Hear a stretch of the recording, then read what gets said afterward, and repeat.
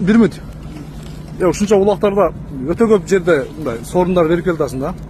Өзүң бере турган улак качан болот? Бир чоң İnşallah. улан аренадан качан улак болот? Кайсы жылы? Kuday aytgan kuni bu bolaman 3 chiqib qoldi ekan. Men ham niyat qilib juram shu. Men ham shu yerlar olib cho'ngatalarni uloq chapgan ekan. Aha. Xudo qolsa shu cho'ngatalarni maosh beramiz inshaalloh.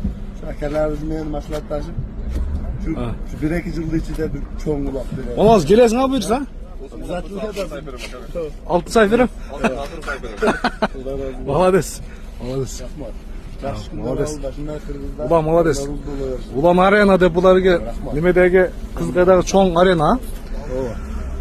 Spor zal var ha, ko'p. Trenajyorniy. Bir tug'anlar qo'lda, Xudoy qo'lda. Молодец.